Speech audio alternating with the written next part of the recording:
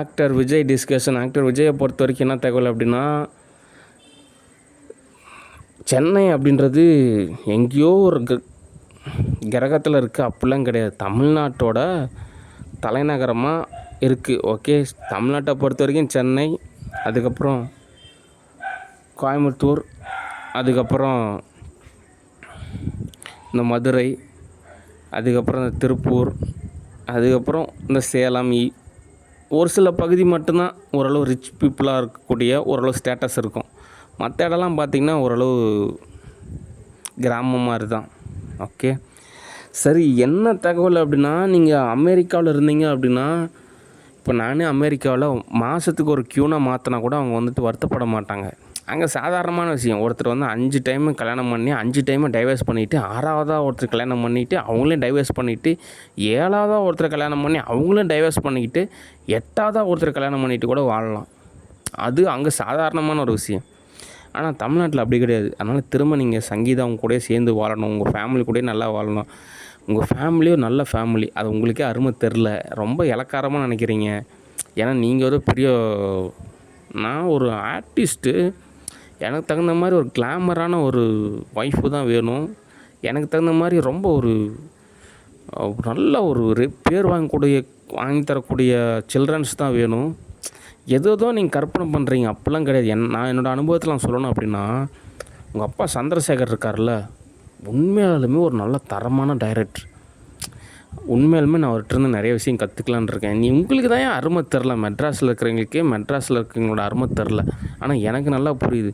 உண்மையாலுமே சந்திரசேகர் ஒரு அருமையான ஒரு டைரக்டர். அவர்கிட்ட அவங்கெல்லாம் எப்படின்னா, சங்கு சுட்டாலும் வெண்மை தருமாங்கள்ல, அந்த மாதிரி கேரக்டரு. அவங்களுக்கு நம்ம கெடுதலே பண்ணாலும் திரும்ப அவங்க நல்லது தான் பண்ணுவாங்க. அந்த பாதையை நமக்கு அமைச்சு கொடுப்பாங்க. ஓகே, யதார்த்த ரீதியாக அந்த மாதிரிலாம் இருக்காங்க. ஓகே, அதனால் சந்திரசேகர் அவர்கிட்ட நிறைய விஷயம் கற்றுக்கலாம். ஓகே, அடுத்து அவங்க மம்மி சோபனா, அவங்களும் ஒரு தரமான கேரக்டர். உண்மையிலுமே பாசத்துக்கு இயங்கக்கூடிய ஒரு கேரக்டர். ஓகே, ஏதோ வெளிநாட்டில் படிச்சுட்டு வந்த மாதிரி அம்மா கையை பிடிச்சி பேசுகிறதுக்கே ஏதோ பல லட்சம் கோடி காசு கொடுக்குன்ற மாதிரி ஏற்படுத்துகிற மாதிரியான ஒரு சூழ்நிலை எல்லாமே ரொம்பவே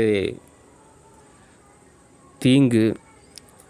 ஓகே, அதனால் உங்கள் டேடி மம்மிலாம் அருமையான கேரக்டரு. அடுத்து உங்கள் ஒய்ஃபு சங்கீதா, அவங்க உண்மையாலுமே மனைவி அமைவதெல்லாம் இறைவன் கொடுத்த வரம்பாங்க. அதாவது இன்னும் சொல்லப்போனால், நம்ம லவ் பண்ணுற பொண்ணை விட நம்மளே லவ் பண்ணுற ஒரு பொண்ணை கல்யாணம் பண்ணிக்கிட்டால் லைஃப் நல்லா இருக்கும்பாங்க.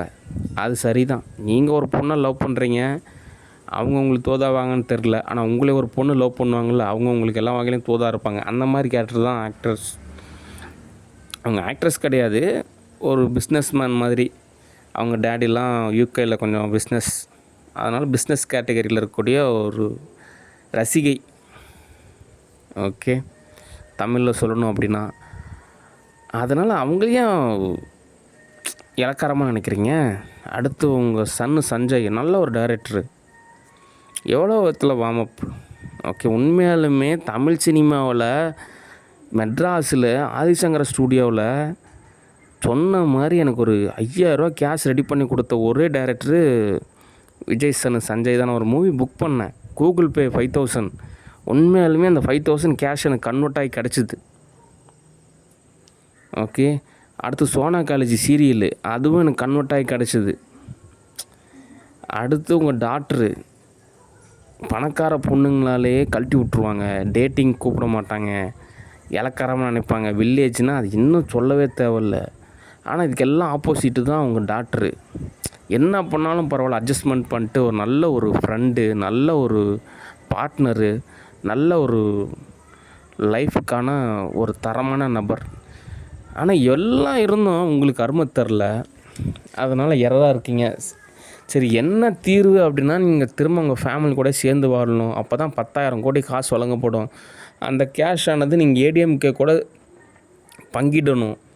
ஓகே, நீங்கள் ஏடிஎம்கே கூட சேர்ந்தால் மட்டும்தான் உங்களுக்கான தொகை வழங்கப்படும். ஓகே, நான் ஏடிஎம்கேவோட வாக்கு விகிதம் கொஞ்சம் ஏற்றத்தாழ்வாக இருக்குது. அதனால் நீங்கள் ஏடிஎம்கே கூட சேரணும். அது இல்லாமல் நிறையா கட்சியை வந்து ஏடிஎம்கே கூட சேர்ந்தால் மட்டும்தான் வாக்கு விகிதத்தில் அதிகமாகும்.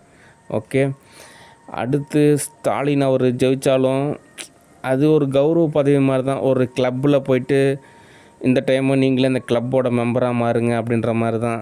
ஆனால் ரியாலிட்டியான லைஃப் ஸ்டைலுக்கு போதாகாது. ஏன் அப்படின்னா இப்போ கேஸ் தட்டுப்பாடெல்லாம் இருக்குது. அதுக்கு என்ன சொல்கிறாங்க, சென்ட்ரல் கவர்மெண்ட்டு காரணங்க அப்படின்றாங்க. அப்போ இது ஸ்டேட் கவர்மெண்ட்டு இதெல்லாம் சரி பண்ணணும். அவங்க இருக்கிறதே ஒரு சரி பார்த்துக்குவாங்க. அது இன்னும் பணக்காரங்களுக்கெல்லாம் ஒன்றும் கவலை கிடையாது. யார் ஜெயிச்சா என்ன, யார் தோற்றா என்ன, அடுத்து நமக்கு ஒரு டேக்ஸ் கரெக்டாக இருக்கா, நமக்கு அப்ரார் கண்டிஷனில் கரெக்டாக இருக்கா, அவ்வளோதான். ஆனால் ஏழைங்களுக்கு தான் எனி டைம் கருக்குன்னு இருக்கும். ரேஷன் கடை எப்போ திறப்பாங்களோ தெரியாது. தண்ணி அந்த கவர்மெண்ட்டில் போர் போடாதீங்க, இந்த கவர்மெண்ட் தண்ணி சார்ந்து இருக்கிறவங்களுக்கெல்லாம் மொத்தம் இந்த கவர்மெண்ட்டை சார்ந்து வாழக்கூடிய அத்தனை நபர்களுக்குமே எப்போயுமே பார்த்திங்கன்னா கருக்குன்னே தான் இருக்கும். எப்போ என்ன பண்ணுவாங்களோ தெரியாது. வேதனையான ஒரு வாழ்வியல். ஓகே. ஆனால் நீங்கள் ஒரு நல்ல ஒரு மாற்றத்தை தான் ஏற்படுத்துகிறீங்க, எல்லோரும் நல்லா இருக்கணும்னு நினைக்கிறீங்க. ஆனால் விவேகம் அப்படின்றது மிகவும் அவசியம். விவேகம் அப்படின்னா அஜித்குமார் நடித்த படத்தோட கான்செப்டில் காஜல் அகர்வால் நினச்சிடாதீங்க. விவேகம் அப்படின்னா உங்களுக்கு உண்டான கான்செப்ட்லாம் ஓகே, புத்திசாலித்தனம் தேவைன்னு நான் சொல்ல வரேன். அதனால் ஏடிஎம்கே கூட போய் ஜாயின் பண்ணிக்கோங்க. அடுத்து நிறைய கட்சிகளை சேர்த்து அந்த கட்சி டெவலப் பண்ணிங்கன்னா தான் அடுத்து உங்களுக்கு தோதாகும். சரி, இவ்வளோ தான் உங்களுக்கான தீர்வு. அடுத்த மூவிஸ் எல்லாம் எலெக்ஷன் முடியட்டும். ஓகே, நீங்கள் இணைஞ்சி ஜெயிக்கிற பாதையை பாருங்கள். நீங்கள் தனித்து தான் போட்டிடுவேன் அப்படின்னு நினச்சிங்கன்னா ரொம்ப ரிஸ்க்கு. ஒரு படுதோல்வி கூட உங்களுக்கு கிடைக்கலாம். எதுக்கு கம்முன்னு போய் ஏடிஎம்கே கூட சேர்ந்துக்குங்க. அதுதான் உங்களுக்கான சரியான ஒரு பாதை. ஓகே, எவ்வளவோ பாதை காமிச்சு விட்ருக்கேன். இப்போ நான் ஒரு பாதையை சொல்கிறேன், அந்த பாதையில் போங்க. உங்களுக்கு சரியான விதத்தில் எல்லாமே தோதாகும். ஓகே, கேஷ் கிடைக்கும், எல்லாமே உங்களுக்கு தோதாகும். அங்கேருந்து தான் அடுத்தடுத்த படிநிலை தோதாகும். ஓகே, சரி, அடுத்த தகவல்.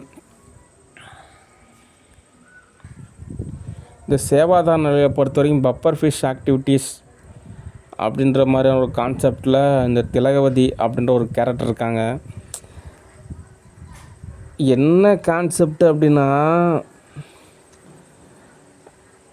அந்த விவேக்கும் கோவை சரளாவும் ஒரு படத்தில் நடிச்சிருப்பாங்க, ஒரு காமெடி. கோவை சரளா அவங்க பார்த்திங்கன்னா ஒரு பிச்சைக்காரி கேரக்டர் மாதிரி இருப்பாங்க. விவேக்கு அந்த படத்தில் இருப்பார். அதுக்கப்புறம் ஒரு கலவையில் ஏற்பட்டுரும். அதுக்கப்புறம் அந்த கோவை சரளா பிச்சைக்காரியாக இருக்கிறவங்க எனக்கு அது வேணும் இது வேணும்னு கேட்டு கடைசியாக ஒரு பதவி வரைக்கும் வந்துடுவாங்களே, அந்த கான்செப்ட் அப்படியே எங்கள் சித்திக்கும் கரெக்டாக மேட்ச் ஆகும். ஓகே, 10ஆம் கிளாஸை கூட தாண்டாத ஒரு பொண்ணை கல்யாணம் வந்துட்டு அவங்க வெளி உலகம்லாம் எதுவும் தெரியாது. ஒரு 2 மூட்டை கலவை போட்டு மறக்க கூட தெரியாது. மம்முட்டி கரண்டி எதுவுமே பிடிச்சது கிடையாது. சும்மா சமையல் ரொம்ப அந்த வீடு அப்படின்ற கான்செப்ட்டு தான். அதனால் யார் என்ன கண்டுக்க போகிறாங்க, என்ன பண்ண போகிறாங்க, முருகனே நமக்கு ஆதரவாக இருந்தாங்க, ஊருப்பட்ட செல்லம். அதனால் ஏதோ வயிற்றா பிடிச்சி இழுக்குது. ஏதோ இவங்க வீட்டு பாத்ரூமில் நான் குளிக்கிற மாதிரியே, ஏதோ இவங்க தான் எனக்கு காசு கொடுத்து எனக்கு எல்லாம் தோது பார்க்குற மாதிரி, ஏதோ இவங்க தான் எனக்கு சோறு போடுற மாதிரி, ஏதோ இவங்க தான் எனக்கு காப்பாற்றுற மாதிரி சித்திரவதை பண்ணுது. ஏதோ ஒர்க் அவுட்டுக்காக வேலைக்கு போகிறேன், காசு வேணும், வறுமை இல்லை, அதனால் வேலைக்கு போக வேண்டிய சூழ்நிலை.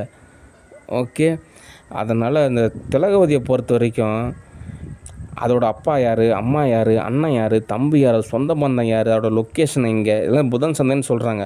ஒரு 10 வருஷத்துக்கு அந்த திலகவதியை நரக தண்டனை கொடுங்க. அப்போ தான் சினிமாக்காரங்களை பகைச்சிக்கிட்டால் என்ன நடக்கும் அப்படின்றது அது தெரியும். காலையிலான ஒரு அட்டனன்ஸு, குளிக்கிறப்பெல்லாம் ஒரு அட்டனன்ஸு, நம்ம ஏதோ ஒன்று தோது பார்க்கலன்னு நினச்சா ஒரு அட்டனன்ஸு, ஏதோ லட்சக்கணக்கில் கொடுத்து நாட்டை காப்பாற்றுற மாதிரி சும்மா ஒரு மெண்டல் கேஸ் மாதிரி இருக்குது. இது அவங்க குடும்பத்தை காப்பாற்றணும்னு நினைக்கிதுன்னா கம்முன்னு போயிட வேண்டியது தான். புதன்சந்தைக்கே போயிடும், உங்கள் குடும்பத்தோடய சேர்ந்து இருந்துக்க. ஓகே, அடுத்து எங்கள் சித்தப்பா, எங்கள் பாட்டி, இதெல்லாம் எனக்கெல்லாம் அடுத்த பட்சம்தான். அதனால் ஆவிகள் உலகத்தெலாம் போனதுக்கப்புறம் எல்லாம் டேஞ்சர் ஜோன், பாதுகாப்பு கிடையாது. அதனால் திலகவதியை பொறுத்த வரைக்கும் எந்த விதமான அக்கௌண்ட்ஸ் டீலிங்கும் கிடையாது, எந்த விதமான கம்பெனி டீல்ஸும் கிடையாது, எந்த விதமான ஸ்டூடியோ டீல்ஸும் கிடையாது, எந்த விதமான கவர்மெண்ட் டீல்ஸும் கிடையாது. ஏதாவது ஒரு நிகழ்வு நடந்தது அப்படின்னா நமக்கு பாதுகாப்பு கிடையாது. ஓகே, ஏன்னா அதில் ஒரு மெண்டல் கேஸ் மாதிரி இருக்குது. இதுக்கு கல்யாணம் ஆகிற மாதிரி ஒரு பொண்ணு இருக்குது. அதை வந்துட்டு ரெடி பண்ணாமல் இதே தான் மினிக்கிக்கிட்டு இதே தான் மறுபடியும் 2ஆம் தாரம் கல்யாணம் பண்ணோமோ இல்லை வேறு யாராவது கல்யாணம் பண்ணுவாங்க, இதே தான் மெண்டல் மாதிரி நடந்துக்குது. இதுக்கு கல்யாணம் பண்ணுற வயசில் ஒரு பொண்ணு இருக்குது, அதை கேர் பண்ணிக்காமல் இதே தான் மினிக்கிட்டு சுற்றிட்டு இருக்குது. பாவம் எங்கள் சித்தப்பா 2-3 டைம் வயிற்றில் ஆப்ரேஷனு, எங்கள் பாட்டி இப்போ சமீபத்தில் கண் ஆப்ரேஷனு, எங்கள் தாத்தா போய் சேர்ந்தாப்டா. அப்படியே எங்கிருந்தோ வந்த ஒரு ஒரு ஒரு தேவையில்லாத ஒரு கேரக்டரால் குடும்பமே அப்படியே நூல் நூலாக போனது இல்லாமல் எவ்வளவோ டேமேஜ். இது பத்தாதுன்னு திரும்ப திரும்ப டேமேஜ் பண்ணதுனால ஸ்டூடியோவில் இருக்கிறவங்களாம் தினந்தோறும் 10 வருஷத்துக்கு உங்களுக்கு ஒரே ஒரு வேலை கொடுத்துருக்கேன். அது திலகவதி என்னன்னு கவனிங்க. ஓகே, நமக்கு சரி வராது. ஓகே, அப்போ தான் எதுக்குப்பா வம்பு, கலைத்துறையில் உள்ளவங்ககிட்டலாம் போய் எதுக்குப்பா நம்ம தேவையில்லாமல் வம்பு வச்சுக்கணும் அப்படின்ற மாதிரி ஒரு விஷயம் புரியும். அதனால் திலகவதி தான் நமக்கான ஒரு டெமோ. அதுக்கப்புறம் கலைத்துறைக்கு ஒரு பாதுகாப்பு கிடைக்கும். ஓகே, சரி, அடுத்த தகவல்.